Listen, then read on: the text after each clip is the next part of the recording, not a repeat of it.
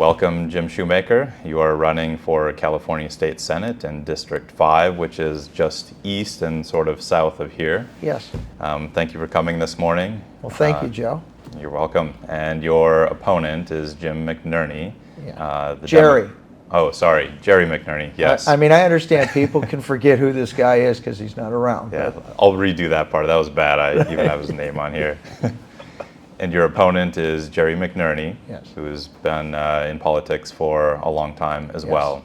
And we'll go more into your background in this interview. Yeah. I did reach out to his campaign, but no response yet from him. Okay. We'll see if maybe this interview will change that, since you guys are running a relatively close race this year. Yeah, very much. So let's just start out by going over your personal history and background. Okay. I think you've been in the area for a while, and I can tell you're a very blue-collar guy. Yeah. From when you grew up, even all the way through now. So Yeah. go ahead and talk about where you live, how long you've been in the district, wife, kids, grandkids. Well, I've lived up here for 35 years. I was born in Southern California in San Pedro. My father was one of the largest distributors of popcorn in the state at the time, and I used to go to work with him. His client was Los Angeles Unified School District. 138 schools, 138 employees, and I got to learn about business through him. I had a little red wagon. I used to sell popcorn in the neighborhood. From that standpoint, he gave me an education on business ownership when I was 5, 6 years old. From that, my father passed away when I was 10.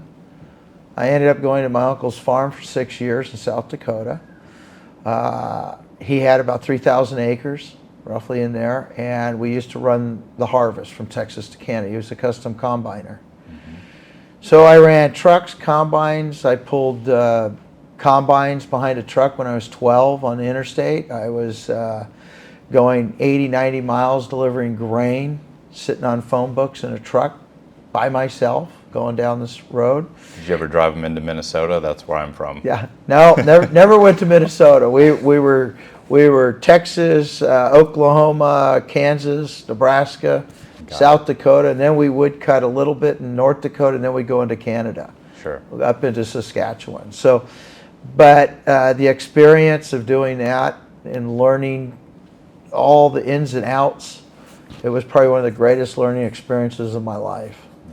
From that, I just worked. I became a Teamster working for a company out of high school. I was going to college. I did about 1.5 years, and I had enough of that, and started trucking. I was a Teamster. I worked in sand and gravel, but at the same time, I was doing welding. I was doing construction. I was doing concrete work. From there, I moved into my own trucking business, which I stayed busy all the time, so I always did side jobs, other things I was doing too. And then I ended up moving up here. I moved into the Lodi area 35 years ago, started another business, a pool company, and also started doing handyman work, and then got into framing and construction, roofing and concrete. Yeah. So I did a lot of that. So it sounds like everything blue collar that exists, yeah, you've been involved in, all the way from trucking to building to construction to pool maintenance. And I've had businesses in every one of them. So I got the effects of how government affects what I was doing. And we'll definitely be going into building and construction regulations, because cost of living and housing is a big issue, and we'll definitely get to that, and I think you'll have more insight than most candidates on that. Yeah, and then up here I met my first wife, and had 2 children, and raised them both up here. My son's married and lives in Nevada, telling me, "Dad, move over here." A little bit better income taxes. Yeah, the income tax aspect is substantially better than here. I know several people have moved to Nevada just for that reason. Exactly. Well, my son's wife's grandfather did for that reason, saving between $20,000-$25,000 a year in taxes alone, just for him. So that's a personal knowledge that I have on that for what California does. My daughter lives in Southern California and actually is getting married in 2 weeks, and Oh, wow. down in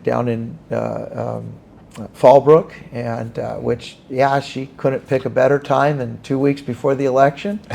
Seriously.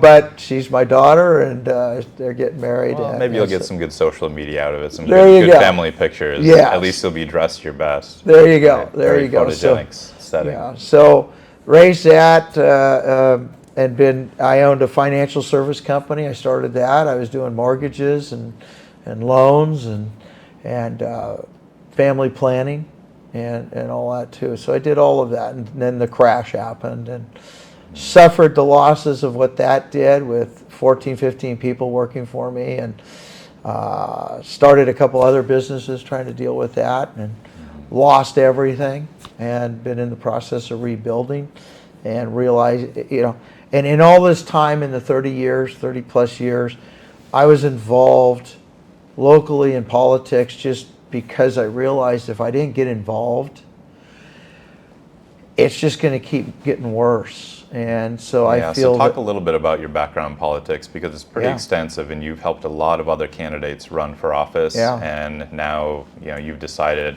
this year that I have to step in and try to take this seat back. Yeah. What in all of this that I learned in helping so many others, and really not wanting to do that. I was asked a few times to run for this or run for that, and I was like, you know what? Somebody's better than me. Let me help them. Let me do what I can. And where we got to in the last number of years is trying to find people that would step up, who would run for these seats. But we're at a time, it's like a lot of people just want to guarantee, hey, if I run for this, you're going to take care of me, you're going to give me all the money, you're going to do everything. And I think we've lost sight of what it is to be a servant in this endeavor. And I was trying to find candidates for this seat to run. Oh, you can't win. You need $2 million. You can't do this. And it's like, that was a real big push with a number of the people that I know as we were looking at it. I started out running for Congress. Same reason. Nobody was really doing it. And some of the people that said they were going to run, I interviewed. And they were clueless. They didn't understand what they were getting into. I understand this is not an enjoyable, for me, it isn't something like, hey, we're going to the party. This is, to use a biblical phrase, it's going in a lion's den, because to do the right thing isn't what the powers to be want. And I see that where we are right now is the challenges of finding candidates to run who I think are up there, and not just me, but a whole lot of others. People don't want to put themselves through this process. And I could tell that one of the most important things for voters when I was talking to them was they don't really care if they're Democrat or Republican. They just want someone who has enough character to stand up against the special interest, because they know that both parties have major problems. Yeah. And I can't stand the two-party system, which is why I ran against both of them, and why I'm independent Joe. Yeah. But that's what voters care most about, because they don't trust any politicians anymore. They know that people from both sides of the aisle go in and get flipped all the time. Yeah. It seems to be the status quo. I think what it is what your foundation is. What is a candidate's real foundation? And I mean that by look at the history, study, look at the candidate. What have they been involved in? Who are they associate with? What clubs do they join? All of these things are telling about where somebody's at. And in my background, I've done missionary work individually of churches, but also with churches. I've been involved with I'm an NRA member, but I like Gun Owners of America a little better.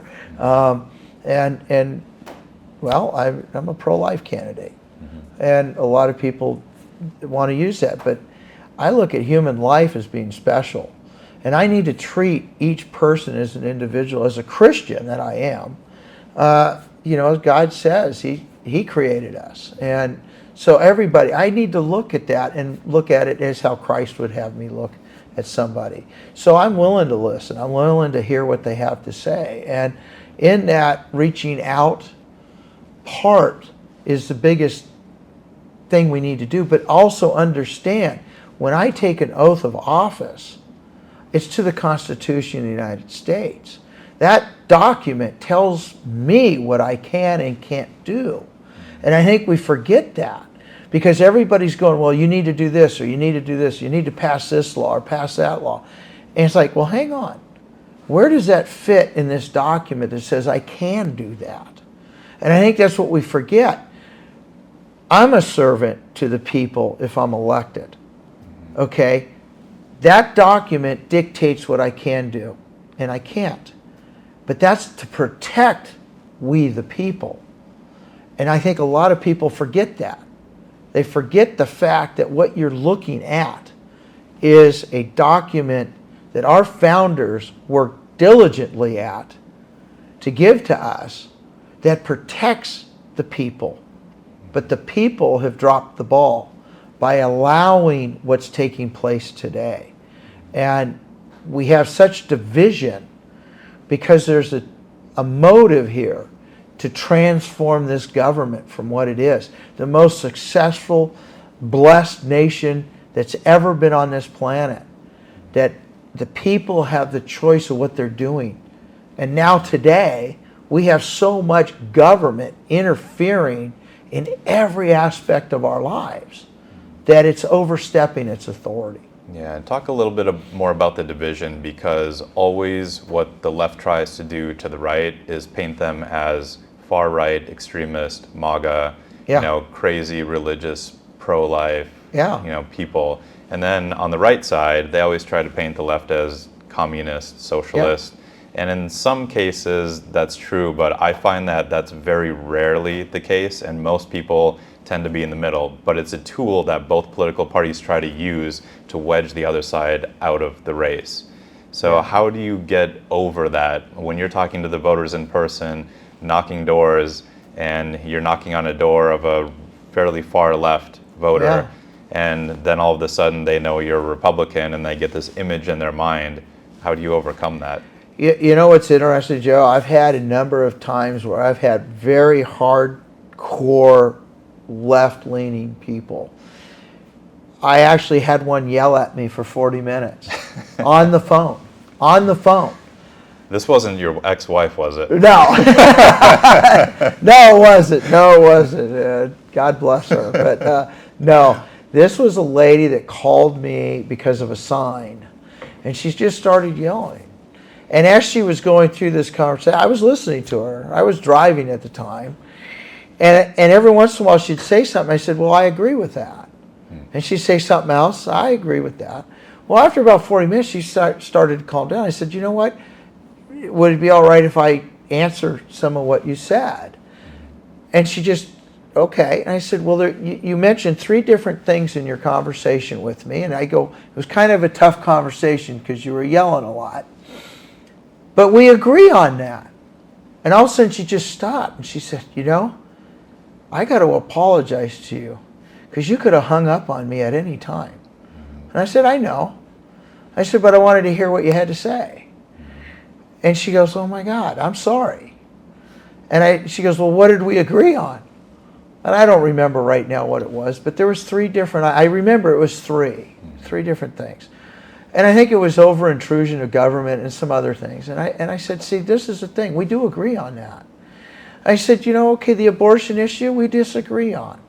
I said, but I respect human life. And I think where we've gone on that issue is we've gone so far that we have a party that's totally dedicated to the murder of human beings. And when you do that, you devalue life. Is there issues that come up? Yes. I said, but in that, I support organizations to support the women. Because to me, what you're doing is you're giving the guy an out. He has an excuse. Hey, here's some money. We're done. I said, but you as a woman will have this part of you for the rest of your life. And I know that because I've counseled many women because of it. And I said, my son was premature. When you look at a little baby that's sitting there, a month and a half, premature, and just this little thing in an incubator and having to be taken care of. I said, you understand the intricacies of life. And what we've done today is, in devaluing it, we have children now that shoot people or stab people or fight people, whatever it is, because they don't have value. Mm-hmm. We need to remind us that each one of us are one, unique. We're not all the same, but we can come together on things we agree on. And so in looking at that, when I go to a door, I don't talk about those issues that seem to be that, but I asked the people today, I said, look at crime, look at the economy, and then ask yourself, do you want the state to raise your children? And all of a sudden, I'm talking to a full-blown Democrat. And I go, is that what you want? No. Okay. Well, we agree on that. And I go, so there's places we can come together. I mean, I'm probably more libertarian than I am anything. Sure. Okay? But the thing is I believe there's values that we need to respect. Sure. And in that, we can respect that. But the idea that where we are today, we need to have a government that is so overreaching and overbearing on us. I have been take the environment. I learned to pick up trash when I was a little kid. I learned to save newspapers back in the late 60s and 70s and take them down for recycling. I remember seeing rallies of the hippies and others out there. And when they would leave, it looked like a garbage dump. But I went to others on the conservative side, shall we say, and everything was picked up. And we weren't out, they weren't yelling and screaming. Sure. And I was like, wow, look at this. But as from a business standpoint, I look at it and I go, a person in a cubicle in Sacramento or Washington, D.C., what does he know about my business or how this business runs? Yeah, so let's go issue by issue now. Okay, go ahead. Since you started with environment, and I guess we'll talk a little bit about green tech and business regulation, because that seemed to be about third on your list. Yeah. Basically addressing the cost of living crisis. So you talk about having tax relief, reducing the gas tax and regulations, because these environmental interests that are being pushed are essentially going too far too fast, it sounds like. And that's a common thread that I've seen amongst all the Republican candidates I've interviewed. So just talk about how the environmental regulation maybe needs to be pulled back because it's raising the cost of living, and through regulations and more tax relief would help the average person too. Well, when I look at the environmental issue, I'm going to go back 50 years. Every 10 years, there's another catastrophe that we're going to deal with. I grew up with the world was going to freeze to death. Now, I was a skier, so I enjoyed the concept of, hey, year-round skiing. Yeah, I grew up in northern Minnesota. I almost did freeze to death. 60 below zero. There you go. Well, But the idea was... I was like, this climate change, that global warming, this sounds good to me. Yeah, exactly. I look at this, and I'm not a scientist, but you know what's amazing is how much common sense you can have if you just look at how the world was created. This planet goes through cycles. We know that because they've already told us it goes through cycles. We had a little mini ice age. We had this, we had that. So we know it goes through cycles. And what is man going to do about it? Nothing. This planet is self-going, okay? Well, what I've looked at is every time this happens, well, we're going to freeze to death, we got the ozone, we're going to do the spotted owl, we got global warming, now it's just, global changing or whatever it is, the world's doing this. What I realized, it was a way to put fear into people. Because if you keep people in fear, they're easier to control. And then you can manipulate society to the direction that a group of people want to move it. And I think as we look at that, right now, we have vehicles that are very clean. Gas-powered vehicles, diesel-powered vehicles, very clean. We have energy here in abundance in California. But to go to wind and solar, that we're empowering another nation who is not favorable to us, being China, where they manufacture all of this stuff, who a number of our leaders are indebted to or have interest in, does not care about the working people in this state, because our utility costs are so high, and everybody wants to go after PG&E or SMUD or Southern California Edison or whatever. They want to blame them. Well, when you keep taking power plants offline and you're going to replace it with an unreliable source of wind and solar, and then they don't tell you that right now California is buying its energy from Nevada, Arizona, and Oregon. I did some building projects in Nevada, ended up meeting some project managers over there that were building power plants in Nevada. And I got talking to them. They said, oh no, we're building this because we're selling power to California. It's like, okay, hold it. Where's the disconnect here? Because they're not going to give us a deal on energy. So PG&E is buying power on the open market. So they're stuck with whatever price they're going to pay. They also have employees they have to pay. So you can complain about them raising their rate, but if they go out of business, then what? The state of California is going to take it over? Well, we know the state can't operate anything efficiently. So as we look at this idea of going green, I look back at the fact that as a truck driver and a truck owner, we had trucks in the mid-90s and late 80s that started increasing their miles per gallon by half. I mean, if you were getting 5 miles a gallon at one time, you were up at 10, 11 miles a gallon, okay? Now, it doesn't sound like much, but you're pulling 80,000 pounds everywhere you go. So here you are, you're getting 10 miles a gallon now, which means what? My costs go down because I'm improving my mileage. Now the government steps in and says, well, we're going to cut a number of things out of your diesel, and now we're going to change the NOx levels and other levels for pollution. Okay, but now you drop me back down below 5 miles a gallon. So now I'm using double the amount of fuel to go the same distance, and at the same time, yes, at 5 miles I'm cutting my pollution, but I'm tripling my pollution because now I'm using twice the gas to do what I did before. Interesting. So it sounds to me like you probably have a same general philosophy about this progression of energy technology as Mike Greer did when I interviewed him, which is that he believes that there's a natural progression. We'll continue to develop better and better technology, and the private market will put that in place when the time is right. And we're generally moving the right direction. He liked green technology, but not the rate at which it was being pushed by state and federal government. Well, this is the problem.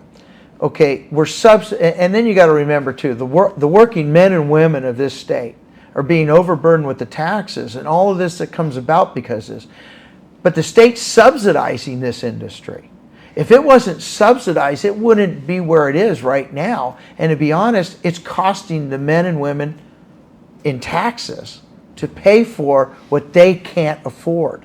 Sure. They can't go out and buy an $80,000, $90,000 Tesla, okay? But we've made cars so expensive we don't have the $20,000 car anymore, so that the average Joe can sit here and pay for.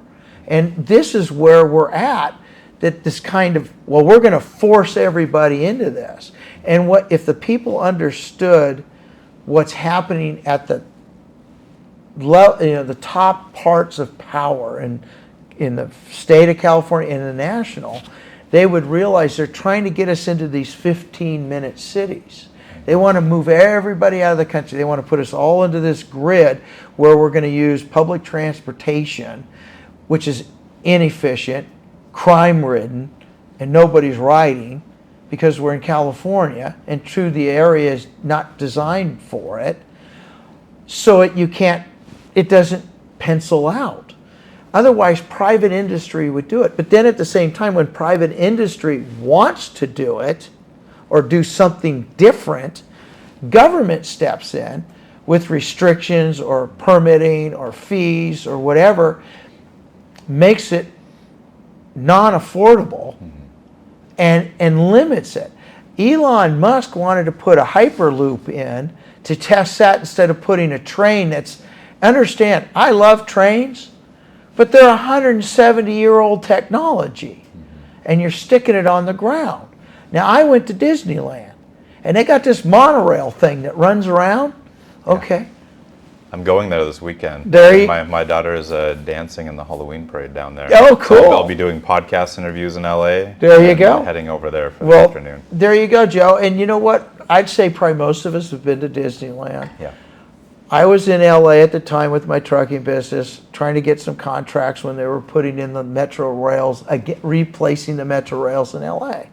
I asked at a meeting, I said, why are we eminent domaining people and at the same time putting in a system that is on the ground, taking up space, interfering with traffic, and why aren't we putting in a monorail system that could go down the center of the freeway? So now you're not doing environmental impact studies.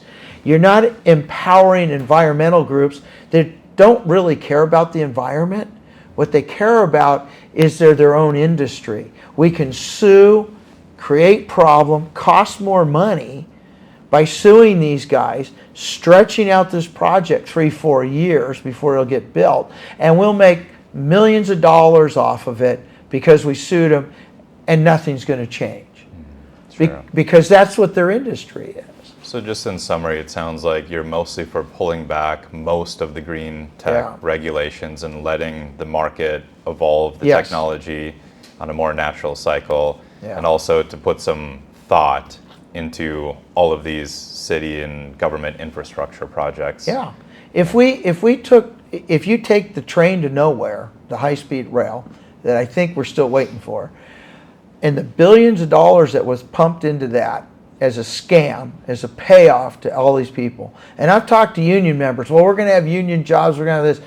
And I looked at some of the reps that worked on these things, the iron workers and the operating engineers and everything. I said, we have enough work in the state of California for the next 50 years just repairing our infrastructure that you don't need to worry about having a high-speed rail for jobs.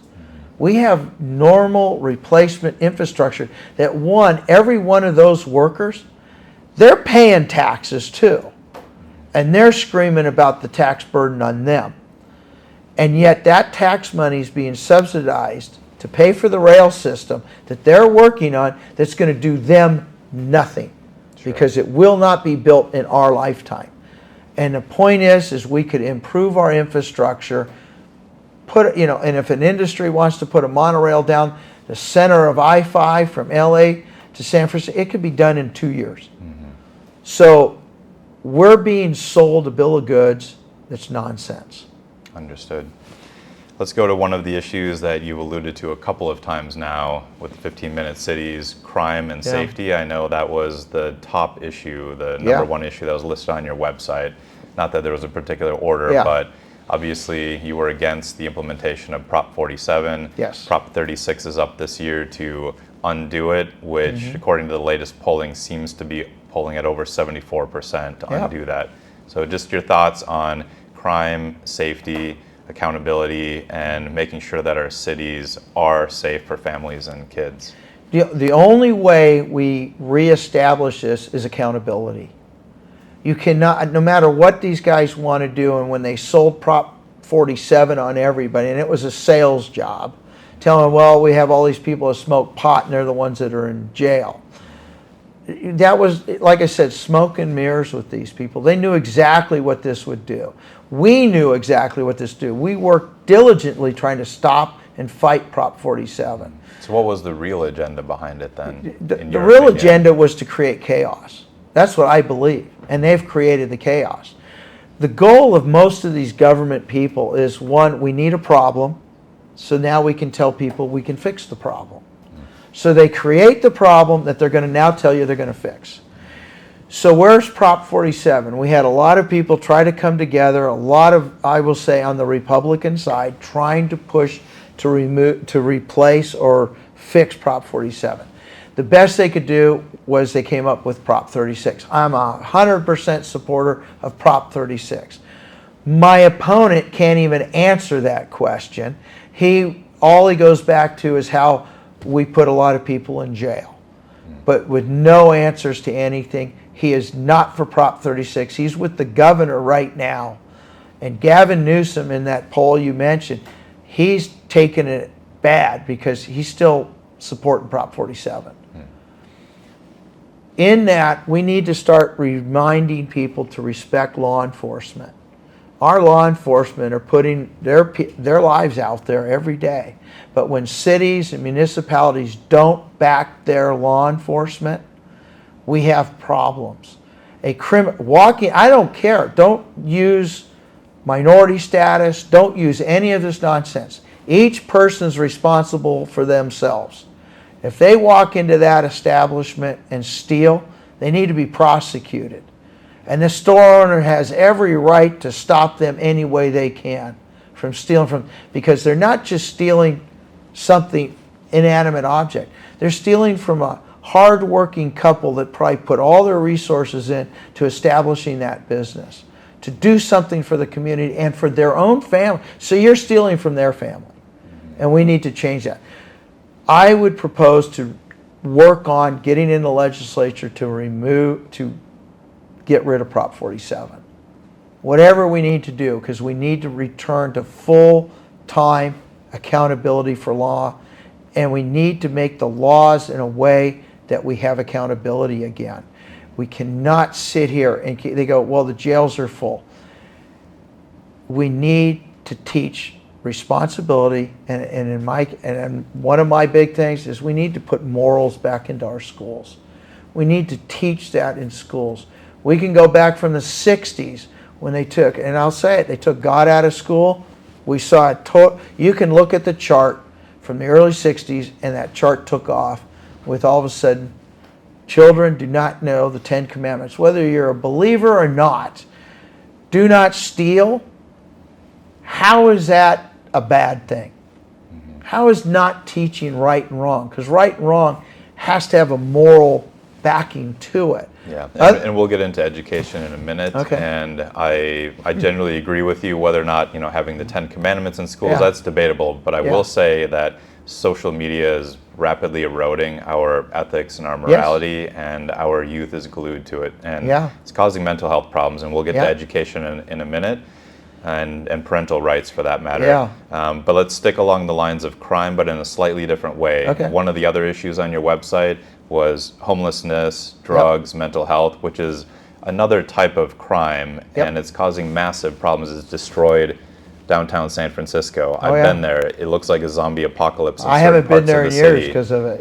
Yeah, and even downtown LA. I'm going to be going there this weekend because I booked a studio to record this podcast in. I'm a little concerned. It's right downtown. Oh boy. So how do you address homelessness, which in many cases is actually an open drug problem? It is. And which becomes a mental health problem. And then these people are almost always irrevocably damaged. So how do we address this and clean up the cities? This is, okay.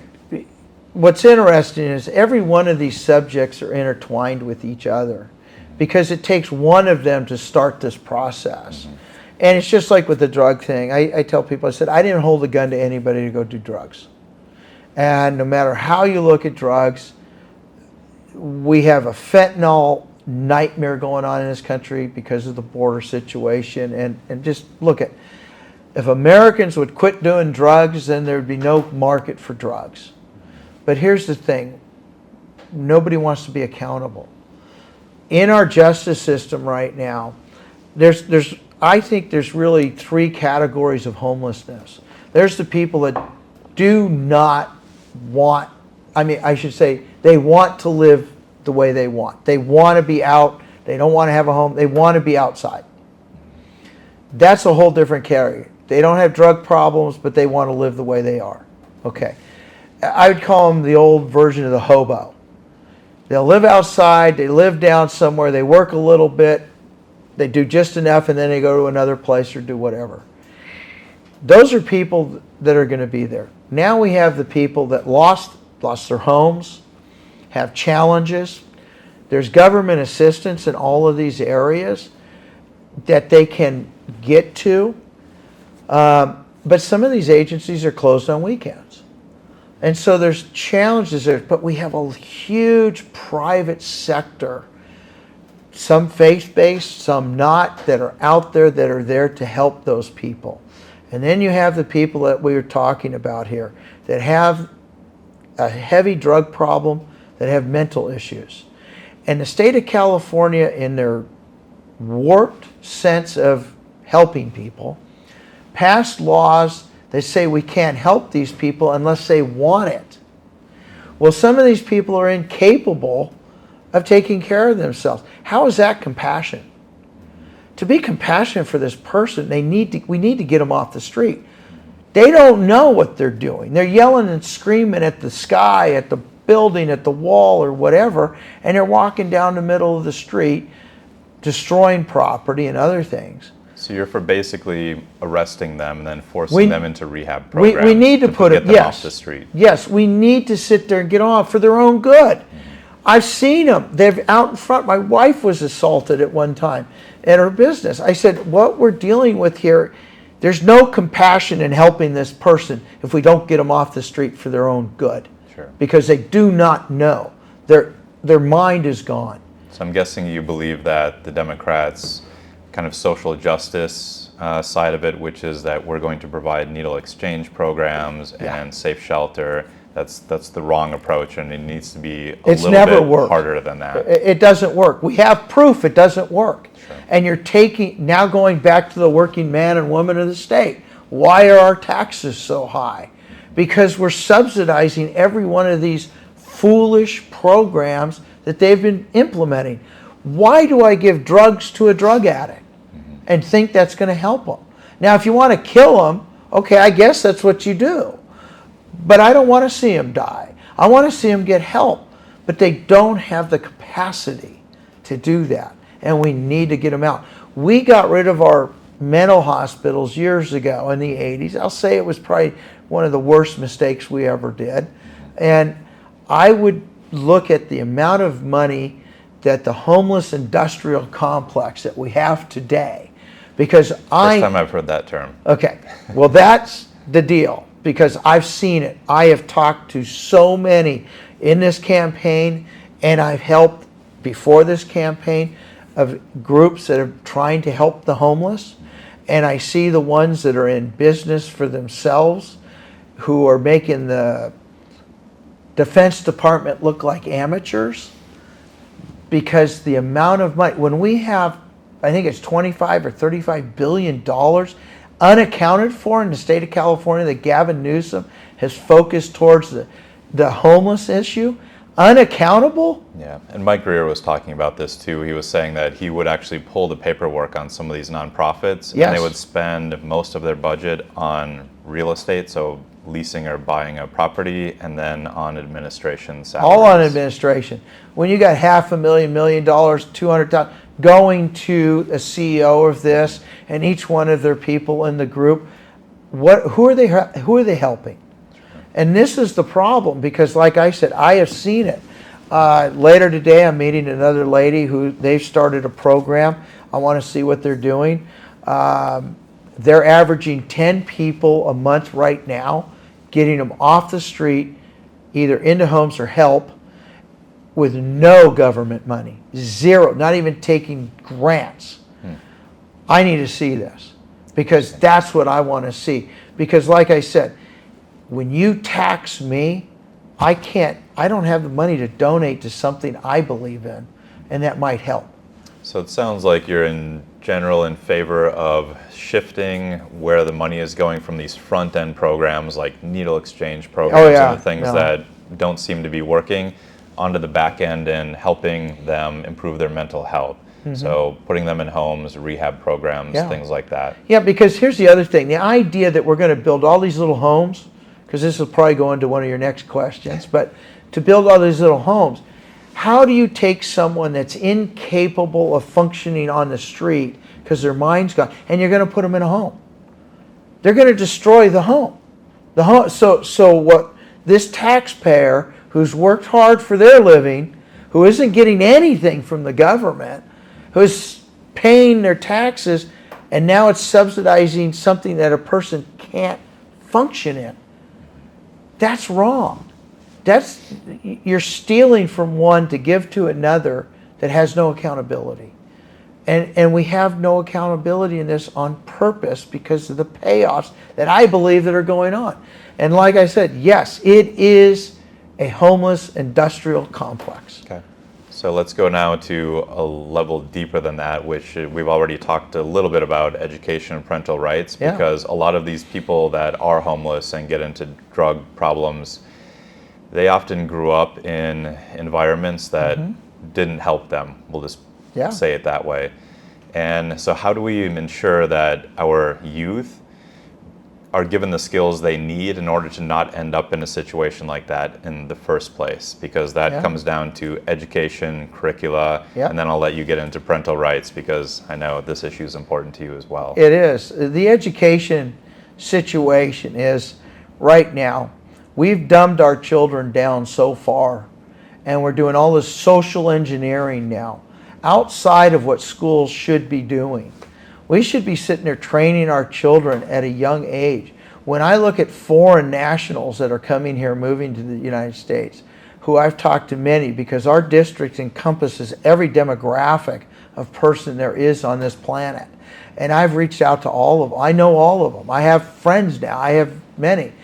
But when I see what's going on in other countries, where children in 3rd, 4th, 5th grade are doing engineering, they're doing mathematics, they're doing stuff we don't even talk about even in high school. Our school system's going in the wrong direction. And what's happened is in the devaluing of human life, we're sitting here telling our children that they can make choices that they're not capable of making. We're telling parents that you don't have a right to raise your child. We're going to do it for you because we're smarter and we know better. And you're referring to AB 1955. I am. I'm looking at all of those issues that they keep trying to push through. And the idea is I've watched a homeschooling explosion take off. I'm listening to children that they're years and years ahead of public school children. My own children I had in private school. That cost me a lot. I was working 11, 12, 15, 16 hours a day. But to me, it was more important to take care of my children and get them an education. I would have loved to homeschool my children, but we were working hard. And so I looked at it going, I'm going to have them in private school. When I tried to take my daughter one time to the public school, which was 2 houses from me, I'm driving my children to school every day. And I had a school right next to me. I put her in that school. She came home with a stack of books. The school called me and go, don't panic, she can do this, she can take time, she'll have plenty of time to do it. You know, it might take her 6 months to do it. The second day, and I mean, I'm talking about 3 foot high of work. By the second day, she'd finished all of it. All of that work, she turned it all in.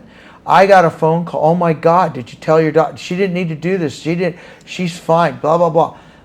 I realized then she was over 2 years ahead of anything that they were teaching at that school. I pulled her out.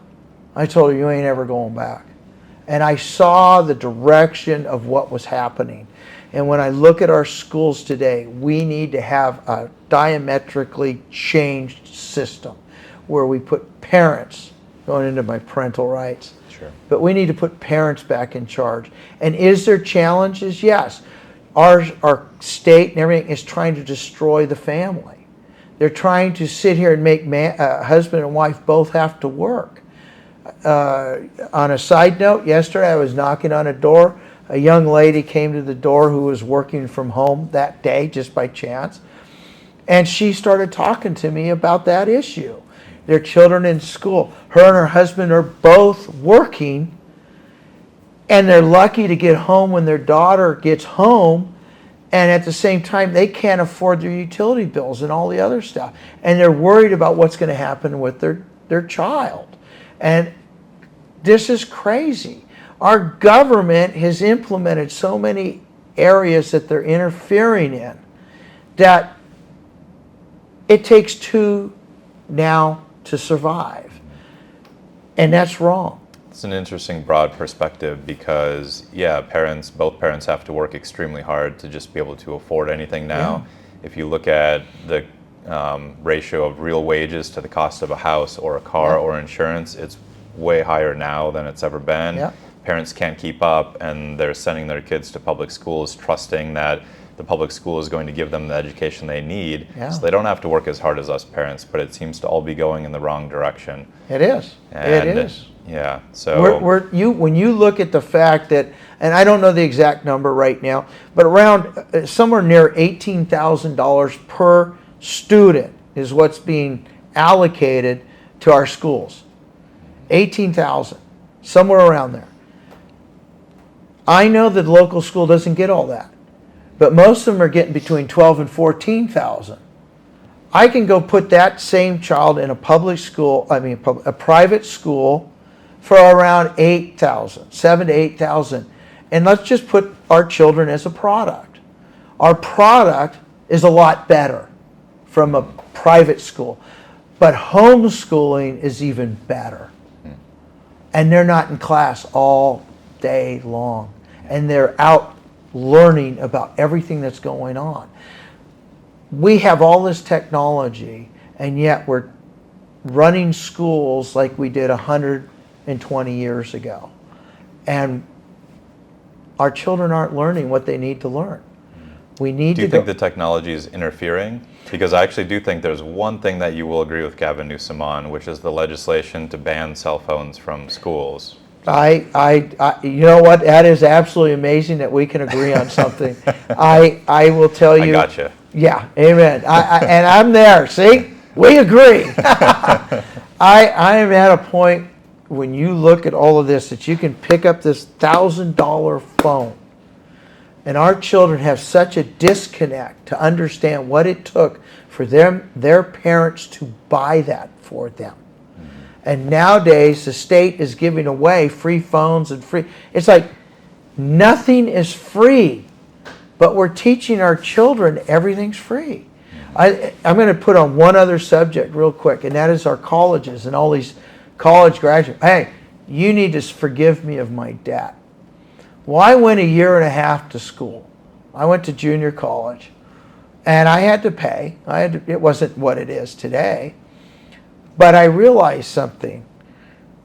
That school is offering you a degree that isn't worth the paper it's written on. What we need to have happen today is give relief to the taxpayer.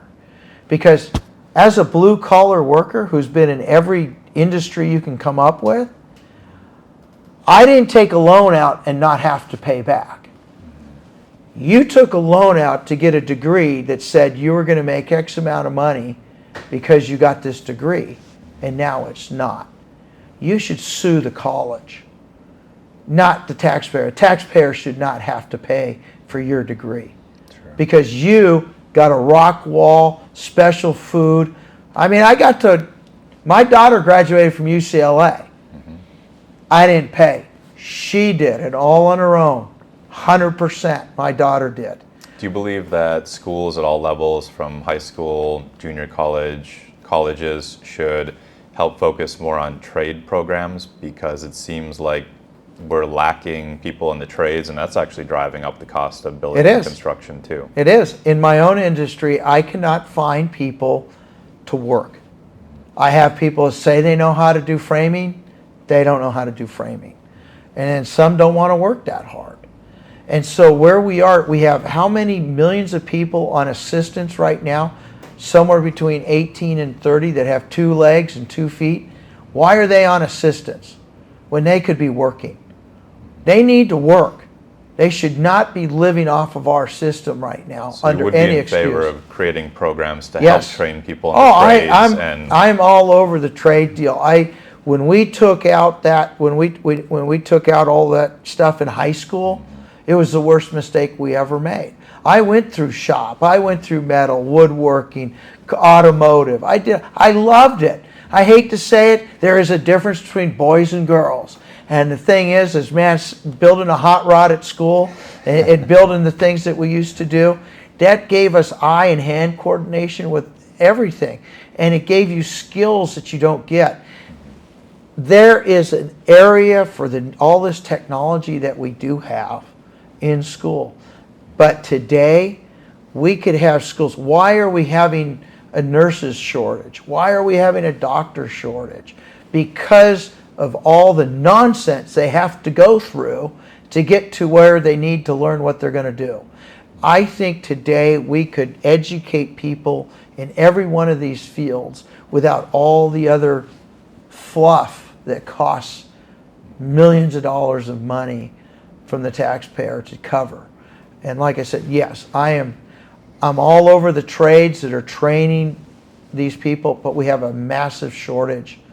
Plumbers, and I do a lot of plumbing also, and I look at that and I think, you can't, what you're going to pay for a plumber, he's going to make almost more than an attorney. We don't need any more attorneys, I will say too. We'll let AI take care of them. Sure. Yeah, there you go. Yeah, so well, that's the same viewpoint that Darren Ellis had, who I interviewed him. He actually had a clip on TikTok about how we will spend $30 million for a football stadium at a college or a high school, and then get rid of all these trades and arts and music programs too. Exactly. And that went viral on TikTok. Well, there you go. And that's a joke. Mm-hmm. I mean, look, this is something I would say government has learned very well from the Romans, okay, and what Caesar did. Give them games and bread. Mm. And we can keep the population in whatever way we want. Yeah, and we all know how that story ends. That's right. And I really don't want to see us go down that path. Agreed. Let's hit a couple of more issues and then we'll wrap up. Okay. One is wildfires and fire insurance, the California FAIR Plan. I know that just a couple of months ago when I was driving through, there was a big fire in Tracy that took out a bunch of the hillside over there. It was all black when I drove through. That's right. So how is California's fire plan not up to speed? What can be done? Because there are lots of people in this district, and I think districts all over the place, where we can't get fire insurance on our homes anymore. Yep. And then when we go to the California FAIR Plan, it costs a small fortune. Yeah. This is a government-caused problem that started 25 years ago. We quit managing our forests. When under the Clinton administration, when they shut down a number of lumber mills and everything else because they wanted to save the spotted owl or whatever excuse. Understand, these are excuses. This is a driven purpose. If you don't manage our forests, which we've been managing for 150 years, up until 25 years ago or so, all our trees, we have more trees per acre than we should have, which then doesn't allow the undergrowth to be taken care of. We used to do all that. We have these fires. This just has nothing to do with global warming or any of the other nonsense of the global agenda that they're trying to push, okay? We need to go back to managing. Our fire plan in this state right now is that fire that you mentioned in Tracy. Hold it, that was a controlled burn that got out of control with government doing it again. Where's the accountability on that deal? Tracy is a very windy area, so you have to be careful when you're going to do your controlled burns. And it got out of hand. So we need to go back to management. That's the only way we're going to get out of that. As for the insurance issue, this all goes back to the state. And this goes back to the state insurance commissioner. And the people that we've had running that agency, putting so many restrictions on insurance companies, they want to leave. They leave. Why should they stay here? If I got a guy that has 4 car accidents in a year, why am I going to give him the same deal I have with somebody else that hasn't had any car accidents in 10 years? But the state wants one size fits all. And as long as you treat everybody exactly the same, that we all got to wear the same clothes, we got to wear the same car, we got to do all the same thing, well, that's great for government control people, but not for us. Because I keep my fire space around my property, I keep water on the property, I do what I need to do to take care of it, but I don't get credit for that. And that's where we are today. Government intrusion in the insurance industry, trying to run it. And now, as you said, to join their program. Just like the medical problem, we have a huge medical issue in this state because they want to give medical care to illegal aliens, to people coming in here for transgender and all. I'm sorry, why is my tax money paying for somebody that wants to come here for transgender? Let them pay for it. They want that and they're over 18, let them go do their own thing, spend their own money. Why am I paying for it? And the insurance industry is the same thing. They're an industry and a business, and we forget that. And so when you're going to have government interfere on it, you're going to ruin the business model that they've been successful with for 100+ years. Mm-hmm. And that's where the problem is. How to fix it? We need to get government out of it. We need to open a door in California to more insurance companies to be able to come in and start offering a product that they control and they offer. And the dilemma is the state, because of their issues that they've done with fire and everything, like I said, over the last 25 years, they caused the problem we're dealing with today. Sure, understood. And let's go to the next issue, which you actually just brought up a second ago, which is healthcare and health insurance. Healthcare costs are going up a lot. I know this is a multifaceted issue as well. Yeah. Some of the Democrat legislators that I've seen are in favor of a universal healthcare plan in the state of California. Most of the Republican candidates are obviously against that. Yeah. This also ties into just the general health of people with our food supply and pharmaceuticals and things like that, which has become a very big issue now that RFK has joined Trump's campaign. Yeah. It seems to have exploded over the last month. Yeah. So just in general, how can the legislature in California help keep healthcare costs down through whether that's expanding the private insurance market or reducing regulations there, or health, food? What's your general philosophy on all of this? Well, I'm not for government controlling anything.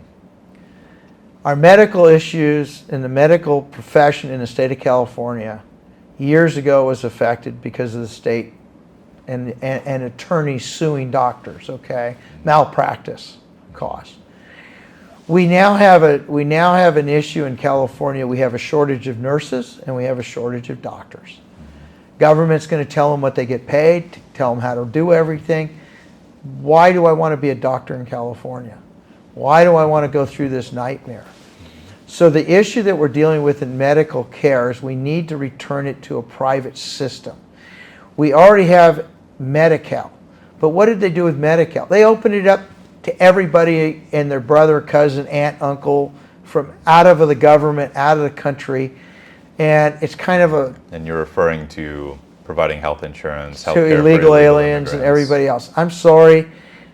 Citizenship needs to mean something. I'm a citizen of the state of California and a citizen of the United States. I was born here. My family goes back to the late 1600s, early 1700s in this country. Okay? Because of all those that came before us, we have the nation we are blessed to live in today. The medical profession, when I was little, my doctor came to my home. He prescribed what we needed. He'd make up the potions or lotions or whatever it was. He'd do it in his own office. Okay? We have an issue today that we have a pharmaceutical industry that is taking over everything, who now own most of the food manufacturing companies in this country. And we have a program now that we sell food in this country that you can't sell in Europe or in other places. So we now have a business model that says, I get them sick, I got them a pill. So we have a circular motion here. Even in our medical profession today, you go to the doctor, it's here's a pill. It isn't why are you sick? Let's find the root cause. It's let me give you a pill so you don't feel it today. So we have this, and unfortunately, we have a mass obesity problem in this nation and in this state. Why? Because we have food that is killing us. And I like to eat, but I'm also learning because I'm learning at what's natural and what's healthy. And I think RFK has hit it right on the head. I've been looking at health issues for years because I want to try to be healthy. And I'm trying to find what works and what doesn't. But this goes back to government. Government, one size fits all. It doesn't fit all. You may be able to take an aspirin. I may take an aspirin and it kill me. Each one of us is different. But to fix our medical issue here is we need to open up opportunity so people can make choices for themselves. We need, we do have, and I'll say, I've dealt with the system, okay, personally, so I know. But where we're going, we're not going to have a medical system anymore. We have in Tracy right now, there's no hospitals in Tracy. If you're on Medi-Cal in Tracy, I just learned this 2 days ago. You got to go to Stockton, you got to go somewhere you can't get any care in Tracy. So you can have free health care all you want. But if nobody's there to do it, you're not getting any. And the bad part is I think people forget one thing. You go to work every day. Are you going to go to work for free? Why are you asking a doctor to work for free that has had to go for years and years to learn his profession? And I think we forget that. In England, which they like to use, free health care. Okay, if you have a heart attack today and you need heart surgery, it may be a year before you get in. And you will most likely die before you get into that care. What are they doing? They're going out of the country to where they can get medical care. In Canada, they're leaving Canada, coming to the United States, paying for it out of their own pocket. They have free medical care, and they're coming here. The other thing is why do you think you have a right to a certain type of specialist over somebody who can afford it? I said, I'm sorry, it is. You can't take a right if you're requiring somebody else to give the service. And I think we forget that. But I want to work on getting our medical system back to where we had doctors that were in charge of our medical care and getting attorneys out of the business. Because right now, if you got to get surgery done, and I know this for a fact because I'm in this position, I have to go to my cardiologist to get his okay to go do it, even though I saw him 6 or 7 months earlier and he said I'm as healthy as, my heart's great, everything's great, but I have to go back to him. And I asked my general practitioner, he goes, well, I have to send you there because, well, we got to worry about getting sued if something happens. So it sounds like overburdensome regulations, lots of inefficiencies in the system that can help cut costs, and going to more local personal care than the corporate care managed by the government at a high level. Exactly. And then let's go to our real short, but our food. We need to get back to where our food is actually healthy. So how do you do that? Because you're in a big agricultural area. I am, and our farmers aren't the cause of it. Yeah. It goes to they get a little fraction for their crop. The guys that make the money are the processors. So I'd love our farmers to do a lot, to get a lot more. But the problem comes it's in the processing. And the only way to really do that is we need to educate the population and go quit buying X product. If you don't buy that product, because I like I said, I'm not into government regulation here. because all they'll do is they'll figure out another way of changing it to funnel enough. money somewhere else. That's right. Yeah, We need to educate the people and go, you know what, don't buy this product. Yeah, and part of the education process is social media and Yes. allowing ideas to spread. And and that's one of the ways that I've totally changed how I look at food too, and Yeah. I'm trying to teach my daughter the same things. Exactly, because in what you just said, as your elected representative in this area, one of my biggest goals is to keep everybody in the district informed of the laws that they're trying to pass, and also to look at the idea of that health problem connecting it to the medical problem. Sure, understood. And keeping in line with keeping your district informed, we'll hit one last issue, and that's the Second Amendment and guns. Yeah. So I just saw that very recently, I think it was SB 53, some gun safety storage law that was just signed, and I was trying to go through it. I haven't seen it yet, so. Yeah, well, it basically says you're not allowed to, leave a firearm outside of a storage locker or on your person if you have concealed carry. Yeah. Under almost any circumstance, and that creates some very, tenuous gray zones for people. Just in general, not necessarily on that, but what's your view on the Second Amendment and safe storage laws and red flag laws? I'm 100% Second Amendment supporter. I honestly believe that you have a constitutional right to carry. I believe that the Constitution is very, very clear. Our founders were very clear. It's about you and the defense of you and your family. I believe that this law will be taken to court and it will be thrown out as unconstitutional from what you're describing to me. And I believe that, look, we do not have a gun problem. We have a heart problem. We have, going back to human life and value, we need to teach our children values, and that will raise up. We will always have a criminal element. That will always be there. And you need to have the right to defend yourself, because law enforcement will not be there. They are not your security team. People need to remember that. When do they show up? After the fact. So you have a right to defend yourself. You have a right to carry your weapon. You have a right to have it in your home any way you want. I understand. Look, I don't want anything to happen to our children. I don't want anything to happen to an innocent person. But you know what? Why not put gun safety into classrooms like we once had? People don't remember this. San Francisco, children used to take their guns on the school buses with ammo to the school for shooting practice. Think about that. That was in the 50s and up into the early 60s. Carried a gun on the bus and no one got killed. No one got shot. Now the mental health is a much different situation, and that would be a terrible idea. But I understand that, because I grew up in northern Minnesota in a town of 180 people, and we took gun safety training as part of our 6th grade class. Yeah. We had students bring in unloaded, no ammo, rifles and shotguns into the classroom. Yep.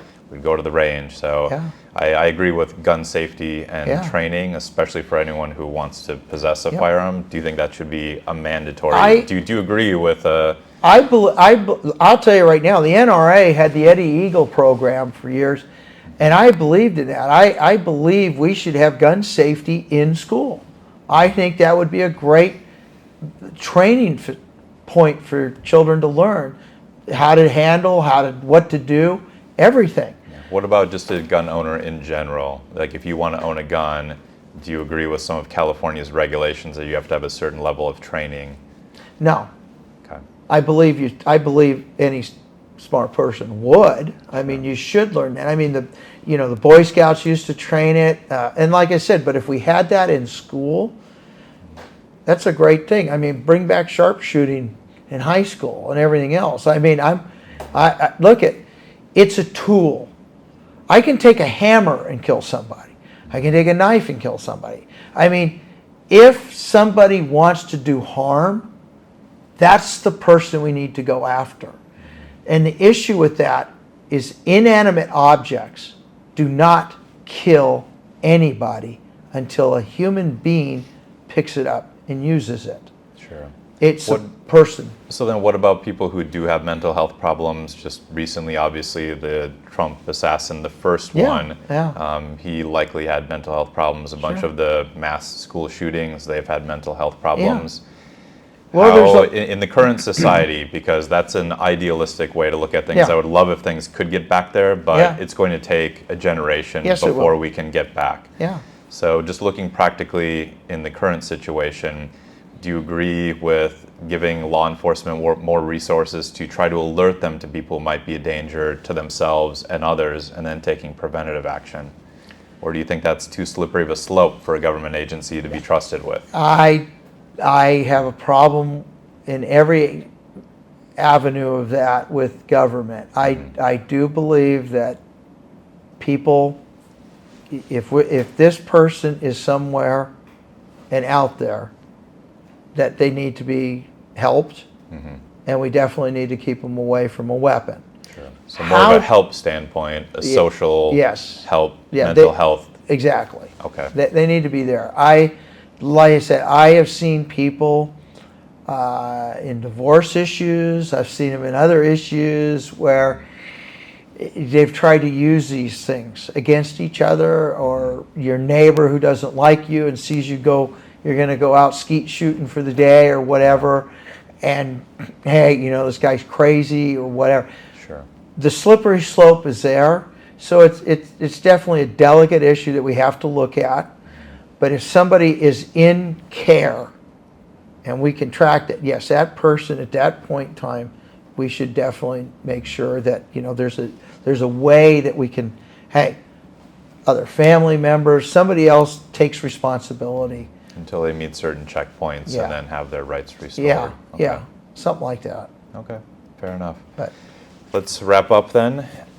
In your district, it's usually a 55 to 45 split against the Republican candidate. Yep. And in the primary results, it was approximately that. You were running against two Democrat candidates. You got a higher percentage than both of them, but they split the vote a little bit. Yep. What do you think your chances are this year, and how do you overcome that 10-point gap? What do you have to tell to Democrats and independent voters to get them to come over to your side this year to pull the win? What's interesting in this race is one of my opponents was considered a moderate, who received quite a few actually Republican votes too, some Republican votes. He happened to be the one that spent the most money and came in third. In this race, we will end up with probably a quarter to half of his votes, because I relate to the district. And a lot of those people that voted for him have already come over to my side. They're already looking at me. So even though You're referring to Carlos Villaputa's team, a lot of their people, they've come out. I've known Carlos. I've worked with Carlos. And so, there's a lot of areas, especially on the business side. And I'll say this. We're 43% Hispanic in the San Joaquin area of my district. I have over half of Hispanic support right now, and that's because I relate to them. That's very high for a Republican candidate. It is. I actually have more than any other Republican does.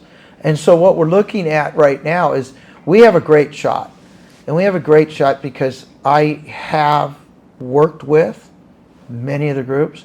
I've been out there, and even though the other side is painting me as a full hardcore right-wing, pro-life, attacking me as I'm trying to remember the word they used, called me a Christian nationalist. Yeah. I didn't even know what a Christian nationalist was. I had to, kind of look, but I am a Christian. And I would also say that on the pro-life issue, Yeah. With the current split in the legislature, even though I understand you're very strong pro-life, undoing that is not going to happen anytime soon. No, it isn't. I've worked with agents, like I said before, I want to help in those areas. I want to help the women that are having those challenges and the things that go on. Yeah, and that was one of the things that RFK and Nicole Shanahan, they kind of changed their position a little bit. they became slightly more, I guess you could say, pro-life after they discovered that the percentage of terminations that were being caused as a result of financial situations, bad financial situations, and not being able to provide for the child, that switched them from completely pro-choice to backing off a little bit. Well, it is. It's like I said, I've helped other groups that have started pregnancy resource centers to help these women. We've helped groups, homes, that if they're having problems or issues that are going on, there's a safe place for them to go and get help or whatever they're needed. Because I believe there has to be an answer. It isn't just, don't do that, I'm against this, I'm going to fight it. No, there has to be an answer for help. And that's where I'm coming from. I want to help that. And I am a Christian. Not a good one. I'm trying to be better. I think we all fall short. But we need to raise the bar, not lower the bar. We need to strive to be better. Our children are worth the fight to help them become better because they're special. And that's the important thing here. When they learn that they're unique and special, they're going to have respect for themselves that I see as lacking today because of the way our socialist society has moved the education into this and trying to create confusion on our students. We should not have any sexualization in school whatsoever. None. There is no reason for that. That is a parent's responsibility.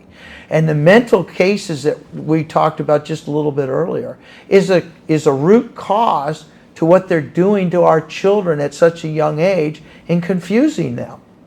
I mean, my daughter, I will say, was a tomboy. She loved running around. She's beautiful, gorgeous girl. I used to take her out dirt bike riding with me. Her and me would go all over the place. And today, she's getting married, and I mean, she's got a great career going and everything, and she can't wait to have children. So it sounds like some of the issues that you're trying to separate yourself from Jerry McNerney on are education, parental rights, crime, Prop 47. You said that he's refused to say anything against it. I would guess that maybe he's in support of AB 1955 and wants to keep that in place. So other than those and getting a large percentage of the Hispanic vote, where else do you and Jerry differ? You're going to trying to resonate with people in your district. I'm going to put the veterans out there. Jerry likes to talk about the only thing that he thinks he accomplished was a veterans clinic outside of Stockton and French Camp. That was implemented by his predecessor in the Board of Supervisors in San Joaquin County that implemented all of that, handed that to Jerry McNerney on a silver platter. In 2013, Jerry lost all the funding for that, and it was supposed to be a hospital. They already have a clinic in San Joaquin County, but they needed a hospital.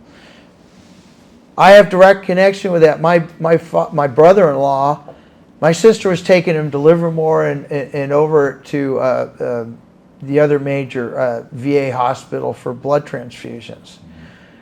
And in all of that, their travel time. So I know how important that clinic was to our veterans. He lost the funding under a full Democratic administration, Congress, Obama, all of them. It was Jeff Denham, Republican Congressman Adam Modesto, and Trump that got the funding back for that, but they couldn't get it to be a hospital again. And so Jerry, the only thing he can talk about, or my opponent is talking about, is how he supports veterans. I support our veterans. I've been part of veterans. I ride with the Combat Veterans Association. I'm a motorcycle rider, and I go on fundraising deals with them. And I've been out with many of the veterans throughout the district. And what I would like to see is California, separately from the federal government, step up and start taking care of the California combat veterans that we have in this state that have served this nation, who've put it all on the line. I want them taken care of outside of the federal government because they're failing our veterans. Sure. So Sounds like California has plenty of funds for other programs. Well, we need to stop the funds to illegal immigrants and look at our veterans first. and the other area is water. The entire 16 years that Jerry McNerney was in Congress, he never got any bills through to help us with our water issues in this state. And water's critical to my district and the state of California. We need more storage. Now we have attorneys now for environmental groups again, filing lawsuits against Sites Reservoir that's needing to be done. But they're not filing lawsuits against San Francisco, Oakland, or anywhere in the Bay that's dumping raw sewage into the Bay, which takes X amount of water to flush the Bay out. So it's not about fish saving, it's about flushing the Bay out to get rid of the pollution. That's why they're using our water. But we receive enough water in the state of California every year in the worst dry years we've had in rainfall to meet 100% of the needs of Californians in this state if we saved it. And we have the ability to do it, but we have oh gosh, whatever. Apple and almond orchard. Yeah, well, out in the valley. Well, actually, what I was going to say, alphabet soup agencies. Okay. We got the water board, who's ineffective, paid off appointees that are destroying our water here in the state.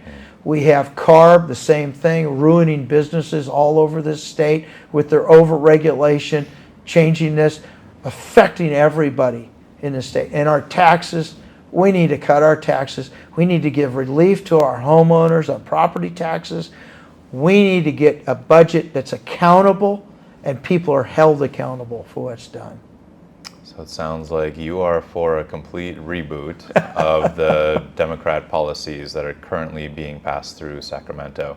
Yeah. I appreciate the contrast between you and what you see as the status quo, and you have a very eloquent way of talking about all the issues. You're clearly very well informed, and I appreciate you being here today. Well, thank you, I'm going John. to let you put back on your cowboy hat and head back out my dirt road here and get back to motorcycle riding this weekend.